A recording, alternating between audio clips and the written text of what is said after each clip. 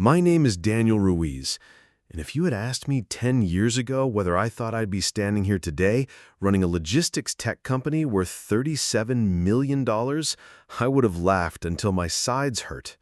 Life has a way of surprising you, especially when you grow up in a place where the biggest dreams involve steady paychecks and roofs that don't leak when it rains.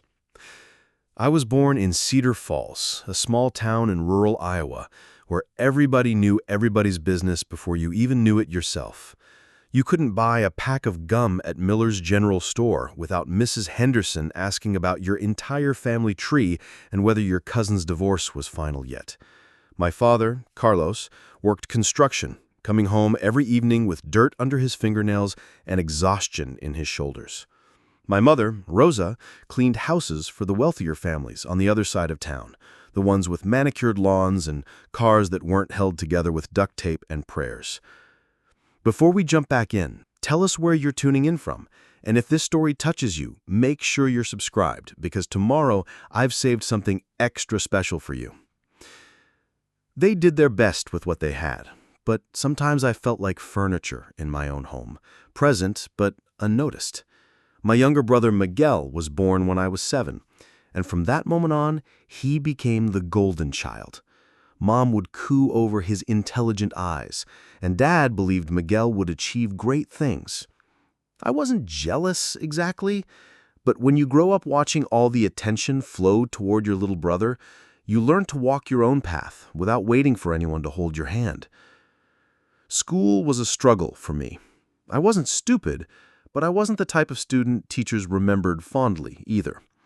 I spent most of my time in the back row, staring out windows and daydreaming about cities I'd only seen on television, places where buildings reached toward the sky and opportunities weren't limited by what your last name was or which side of the tracks you lived on.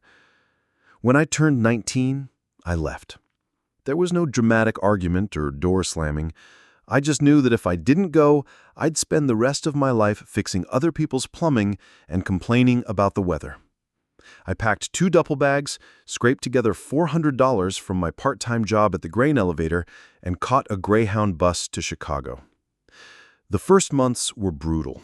I washed dishes at a diner, waited tables at a sports bar, and even hauled boxes at a warehouse for 3 weeks before my back gave out. There were nights when I slept in my beat-up Honda Civic, eating gas station sandwiches and wondering what the hell I was doing with my life. But something inside me refused to go back home with my tail between my legs. I discovered dropshipping through a YouTube video I watched on my cracked phone screen while parked outside a McDonald's using their free Wi-Fi. It seemed impossible, selling products online, without inventory, without a storefront, just a laptop and determination. I spent weeks at the public library teaching myself HTML, learning about suppliers, and studying marketing techniques until my eyes burned. The failures came fast and hard.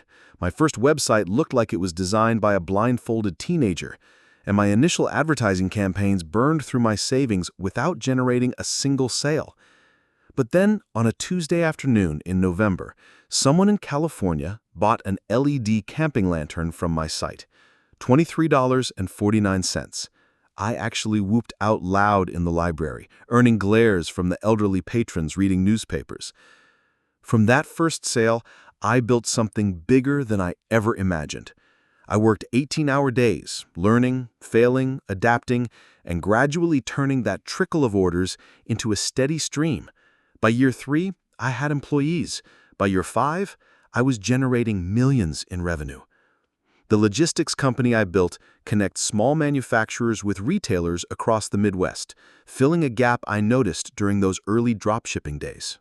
The strange thing is, success didn't change me the way people think it should. I didn't buy a mansion or a sports car. I live in a modest apartment in Lincoln Park, drive a 3-year-old Honda, and my biggest luxury is decent coffee. Maybe it's because I remember sleeping in that car, but I learned that happiness isn't about impressing people who never believed in you anyway. What I did do was take care of my family, quietly, without fanfare or expectation of gratitude. I bought my parents a house, not a mansion, but a comfortable 3-bedroom place with a small garden and no leaking roof. I replaced my father's rusted pickup truck with a reliable Ford SUV. When Miguel decided to start his craft brewery business, I wired him $15,000 without being asked. When it failed 6 months later, I sent another $10,000 to cover his debts. When he pivoted to day trading cryptocurrency, then to selling handmade furniture, then to becoming a personal trainer, I quietly covered his expenses each time. Every month for the past 4 years, I've sent my parents $1,200. Not enough for luxury, but sufficient for them to stop worrying about utility bills and grocery money. Mom retired from house cleaning. Dad scaled back to part-time construction work. They assumed my computer business was modestly successful, maybe bringing in enough for me to help out occasionally. They never asked for details, and I never offered them. Maybe I should have. Maybe if I'd been more open about my success, what happened at Thanksgiving never would have occurred. The letter arrived on a Tuesday in late October, written in my mother's careful cursive on cream-colored stationery that still smelled faintly of her perfume. The envelope was addressed to Daniel Ruiz in full, not Danny like she used to write when I was young, which felt oddly formal. Mijo, I know it's been too long since we've all been together as a family. Your father and I were talking, and we realized that this year marks 5 years since you moved to Chicago. Miguel will be home for Thanksgiving, and I thought it would be wonderful if you could join us. Family is about forgiveness and fresh starts, don't you think? We miss you more than you know. I'm making your favorite, turkey with that cornbread stuffing you used to love, sweet potato casserole, and Abuela's pumpkin flan recipe. Miguel is excited to catch up and share some of his new business ideas. He's been working so hard lately. Please say you'll come. The house feels empty when one of my boys is missing. Con amor, Mama. I read the letter twice, searching for subtext that probably wasn't there. The phrase family is about forgiveness stuck with me. Forgiveness for what, exactly? For leaving? For not visiting more often? For being the son who moved away while Miguel stayed close to home? I called Abuela Elena that evening. At 83, she's the sharpest person I know, with eyes that see through people's carefully constructed facades. She lives in the same farmhouse where I spent childhood summers, about 20 minutes outside Cedar Falls, surrounded by cornfields that stretch to the horizon. Mijo, she said, before I even identified myself, your mother called to tell me about Thanksgiving. She wants to make sure you know Miguel will be there. She mentioned that in her letter. Did she mention that Miguel's been telling people around town that you're struggling financially? That your computer job isn't working out? My stomach dropped. What? He was at Rosario's bar last weekend buying rounds for his friends, talking about how some people are cut out for business and others aren't. Said you've been too proud to ask for help. I closed my eyes and leaned back in my desk chair, watching the Chicago skyline twinkle outside my window. Of course, Miguel was buying rounds for his friends, with money I'd sent him. Abuela, should I skip Thanksgiving? That depends. Are you ready to let them know who you really are? Or are you content being seen as the family charity case? I thought about that question long after we hung up. Part of me wanted to skip the dinner altogether, to avoid the inevitable awkwardness and unspoken tensions. But another part, the stubborn part that had driven me to Chicago in the first place, refused to hide. I decided to go, and I decided to bring gifts. For my father, I bought a limited edition Craftsman tool set he'd admired in a catalog, but would never buy for himself. For my mother, a pearl necklace from a boutique on Michigan Avenue. Elegant, but not ostentatious. For Miguel, I chose carefully. A first edition copy of The Lean Startup by Eric Ries, inscribed with a note about believing in his potential. For Abuela, I brought her favorite, dark chocolate truffles from a chocolatier in Lincoln Park, the same ones I'd been sending her every month without telling anyone. As I packed my overnight bag, I found myself hoping that maybe this Thanksgiving would be different. Maybe Miguel had matured. Maybe my parents had realized that success isn't always loud and obvious.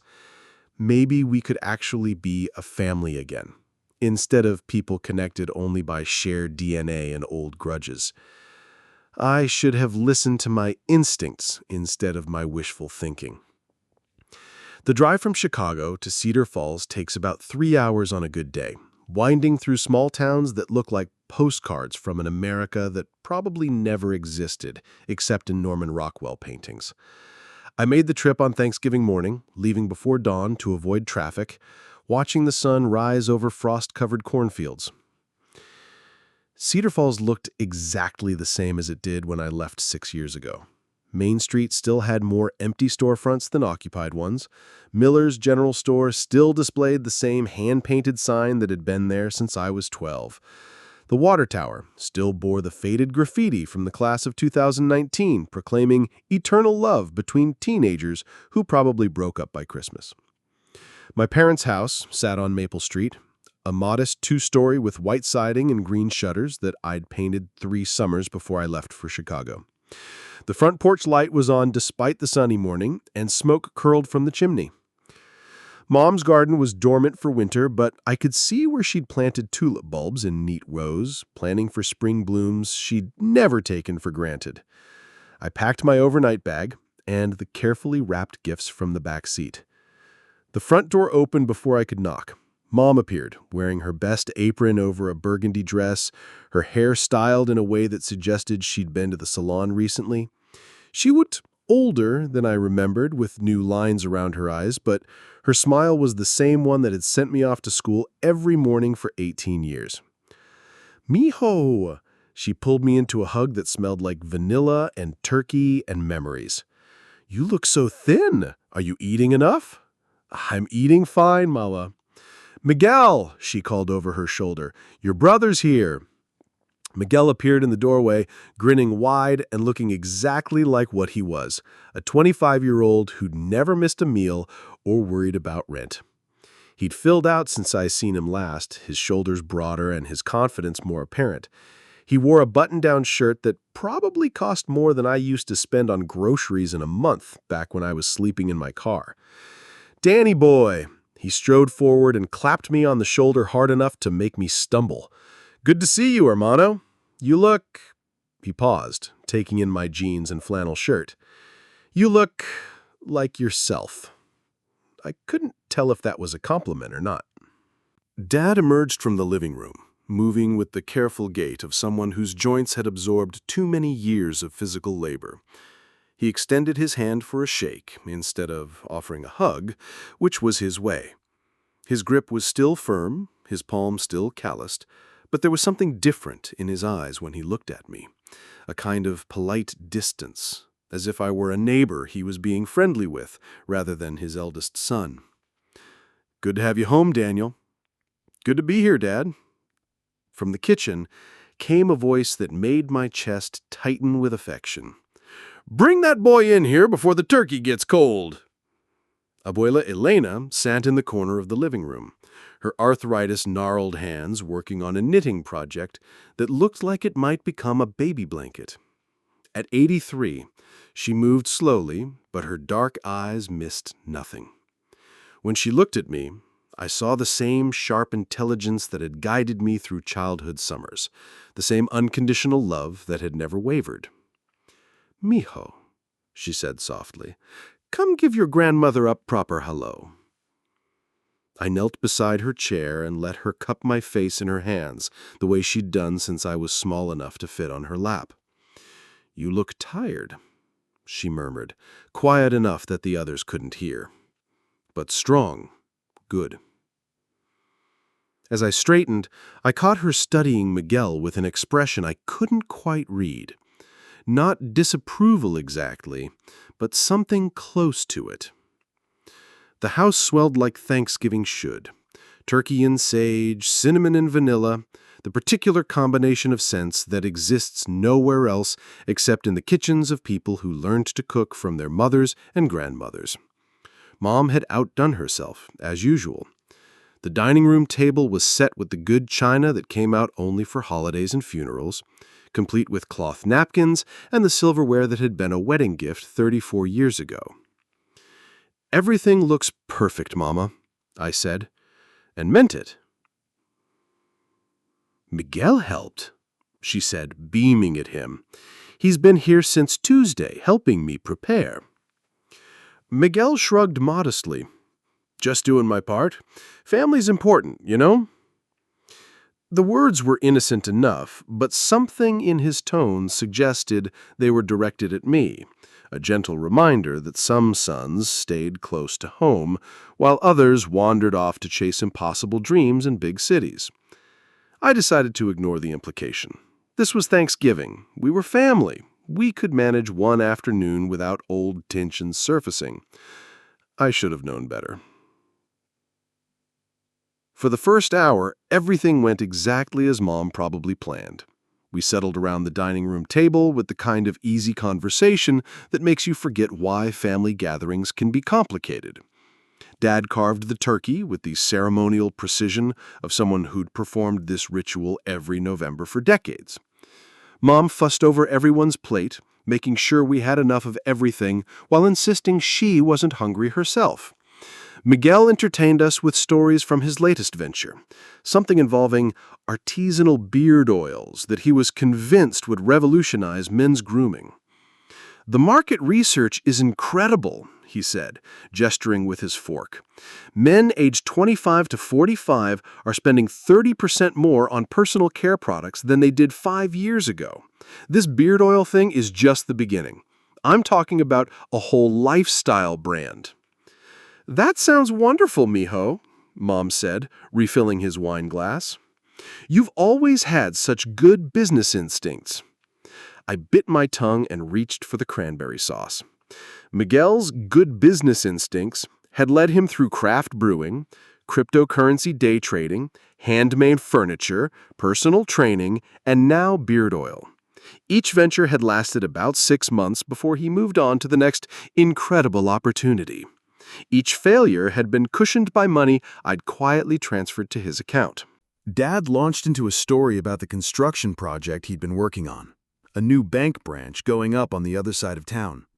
"Solid work," he said approvingly. "Union job, good benefits, the kind of work that'll still be there in 20 years. Not like these internet businesses," Miguel added with a laugh. "Those come and go like fashion trends." I felt Abuela's eyes on me from across the table, but I kept my expression neutral. She'd warned me this might happen. I'd chosen to come anyway. "Daniel," Mom said, clearly trying to steer the conversation towards safer ground, "tell us about Chicago. Are you still enjoying the city?" "It's been good to me," I said carefully. "I like the energy there, the opportunities." "Opportunities for what, exactly?" Miguel asked. His tone was light, almost teasing, but there was something else underneath. "I mean, you've been there, 6 years now? What exactly are you doing up there?" "I run a logistics company. We connect manufacturers with retailers, streamline supply chains." Miguel nodded slowly, as if he was trying to understand a foreign language. "Logistics, right. And that's profitable?" "It pays the bills." "Just pays the bills?" Miguel's eyebrows rose. "Man, I thought maybe you were making bank up there in the big city. Mom said you've been helping out with money and stuff, so I figured business was booming." The table went quiet for a beat too long. Mom reached for the wine bottle. Dad focused intently on his mashed potatoes. Only Abuela continued eating as if nothing had happened, but I could feel her attention sharpening. "I help out when I can," I said, evenly. "That's what family does," Miguel said with a grin. "Though I got to admit, I've been wondering how you manage it. I mean, no offense, but it's not like tech startups are exactly stable, especially the small ones." There it was, the first real jab, delivered with Miguel's characteristic smile that made it hard to tell if he was being malicious or just thoughtlessly honest. "Miguel," Mom said, softly, "maybe we should—" "No, it's fine," Miguel continued, warming to his theme. "I'm just saying it takes guts to stick with something even when it's not working out the way you planned. Not everyone can be Mark Zuckerberg, right? Dad actually snorted a laugh at that, which hit me harder than Miguel's words had. I reached for my wine glass and took a slow sip, using the moment to study the faces around the table. Mom looked uncomfortable, but wasn't intervening. Dad seemed amused by Miguel's commentary. Even Aunt Marisol, who'd arrived just before dinner with her husband, was listening with the kind of keen interest people show when they sense drama brewing. Only Abuela met my eyes directly. When she did, she gave the slightest nod, so subtle I might have imagined it if I hadn't known her so well. It was the same nod she'd given me as a child when I was being bullied on the playground, the one that meant, "Stand up for yourself, mijo. No one else will do it for you." But I wasn't ready yet. Not quite. I still held on to the hope that Miguel would retreat, that the conversation would move to safer ground, that we could finish this dinner without anyone getting hurt. I should have known that hope was naive. Miguel had been building to this moment since I'd walked through the door, maybe since I'd left Cedar Falls 6 years ago. It happened during dessert. Mom had brought out her famous pumpkin flan, the recipe Abuela had taught her when she first married Dad. The conversation had drifted to safer topics: the weather, local gossip, Aunt Marisol's daughter's engagement. I'd started to relax, thinking maybe we'd make it through dinner without any major confrontations. That's when Miguel struck. "You know what, Danny?" he said, leaning back in his chair with the satisfied air of someone who'd had just enough wine to feel bold. "I've got to hand it to you. Most guys, when their business isn't working out, they'd give up and get a regular job. But you just keep plugging away at that computer thing, sending money home like you're some kind of success story." The words hit the table like a stone thrown into still water, sending ripples of discomfort in every direction. Mom's fork paused halfway to her mouth. Dad's eyebrows rose. Aunt Marisol and her husband exchanged glances. Miguel wasn't done. "I mean, man, you must be broke as hell if you're still living in that tiny apartment, driving that old Honda, wearing the same clothes you had in high school. But hey, at least you're persistent, right?" He laughed, a sound that was meant to soften the blow, but only made it worse. A couple of the relatives chuckled along, the nervous kind of laughter that fills awkward silences. I felt heat rise in my cheeks, the particular burn of public humiliation that takes you right back to middle school. Around the table, I could see the exact moment when everyone processed what had just happened. Miguel had called me broke, in front of the entire family, at Thanksgiving dinner. "Miguel," Mom said weakly, "that's not—" "What? I'm just being honest. We're family. We can be real with each other." Miguel's grin widened. "Besides, there's nothing wrong with struggling. Hell, I've been there plenty of times myself. The difference is I don't pretend to be something I'm not." Dad was trying not to smile, I could tell. Carlos Ruiz had always respected success, and in his worldview, success meant obvious things: nice cars, big houses, expensive clothes. A son who lived modestly and worked in an industry he didn't understand might as well be unemployed. Abuela had stopped eating entirely.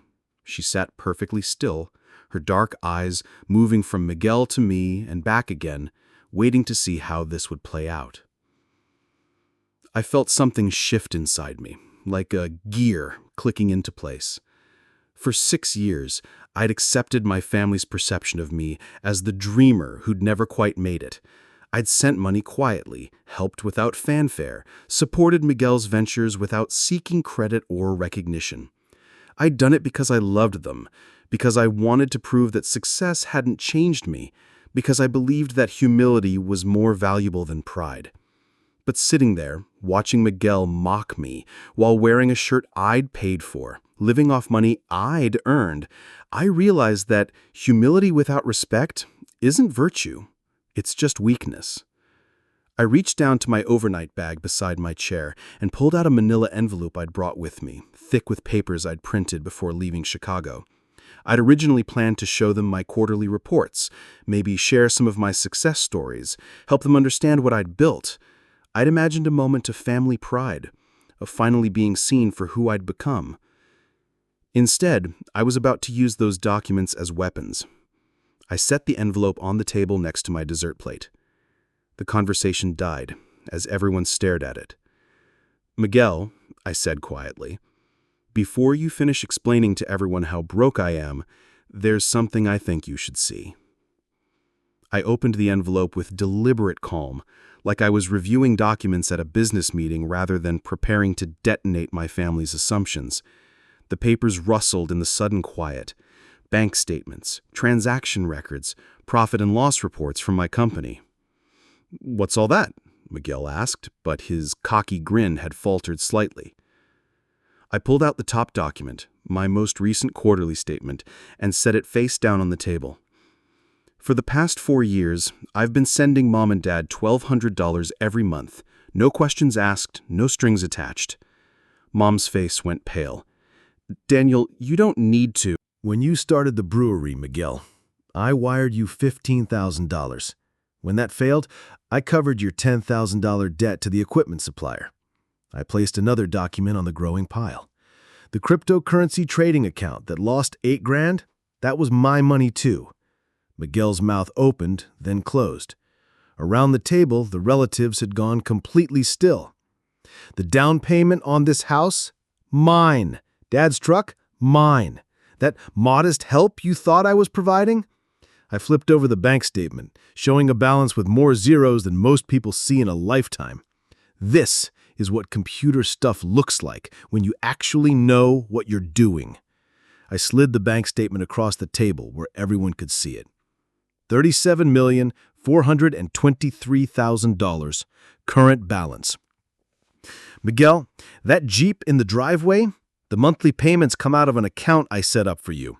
The rent on your apartment in Milwaukee, the money you've been spending at Rosario's buying rounds for your friends, the credit card you use for your business expenses, all of it flows from my company."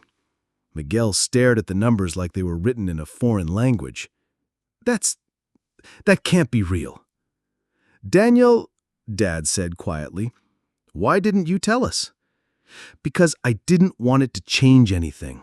I wanted to help my family, not show off." I gathered the papers back into a neat stack. "But apparently, helping quietly means you're broke and pathetic." Abuela spoke for the first time since dinner began, her voice cutting through the stunned silence. "I told him this would happen. Generosity without respect becomes expectation. Miguel, you've been living off your brother's success while mocking him for it." "That's not... I didn't know," Miguel stammered. "You didn't want to know.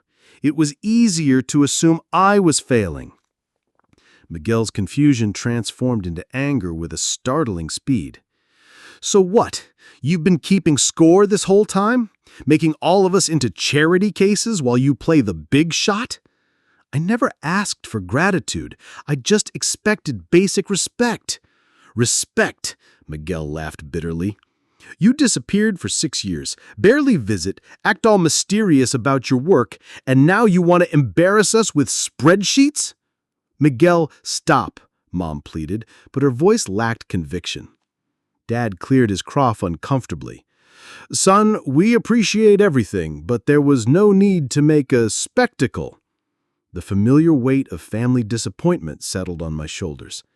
Even confronted with proof of my success, they were more concerned about their embarrassment than my humiliation. "A spectacle?" I stood, folding the papers back into the envelope.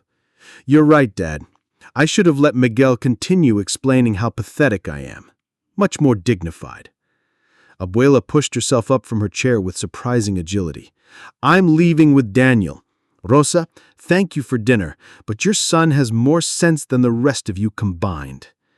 The drive to Abuela's farmhouse took 20 minutes through dark country roads lined with bare cornfields. She sat quietly in the passenger seat, occasionally reaching over to pat my arm.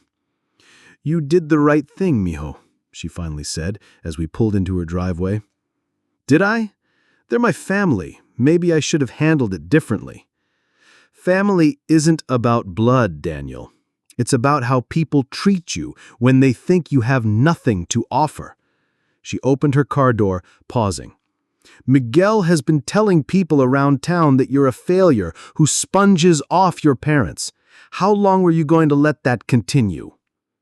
Inside her warm kitchen, over coffee and leftover flan she'd brought home, Abuela told me what I needed to hear. Your parents love you, but they've never understood you. Miguel envies you, but won't admit it. You can't build relationships with people who need you to be small for them to feel big. As I helped her into bed, she squeezed my hand. What will you do now? I don't know yet, but I'm done trying to earn love from people who don't value me. 3 months later, I stood in the middle of 40 acres of farmland adjacent to Abuela's property, watching surveyors stake out the foundation for what would become the Ruiz Center for Young Entrepreneurs. The program would provide mentorship, seed funding, and business education for kids from small towns like Cedar Falls, kids who dreamed bigger than their circumstances suggested they should. It's gonna be beautiful, mijo, Abuela said, joining me on the hill overlooking the construction site. I'd cut off financial support to my parents and Miguel the week after Thanksgiving. Mom called crying, Dad left gruff voicemails about family obligations, and Miguel sent angry texts demanding explanations. I didn't respond to any of them. The money I'd been sending home now funded scholarships instead. The energy I'd spent trying to prove my worth to people who couldn't see it went into building something lasting. Any regrets? Abuela asked. I watched the sunset paint the sky orange and pink above the fields where I'd spent childhood summers, learning that worth comes from within. Only that it took me so long to stop lighting myself on fire to keep other people warm. She smiled and took my arm as we walked back toward her farmhouse, where I was staying while my new home was being built nearby. Behind us, the foundation stakes cast long shadows across the ground where dreams would take root and grow, nurtured by someone who understood that true success isn't measured by what others think of you, but by what you build when you finally stop caring about their approval. The Thanksgiving dinner that ended with humiliation had become the beginning of something better.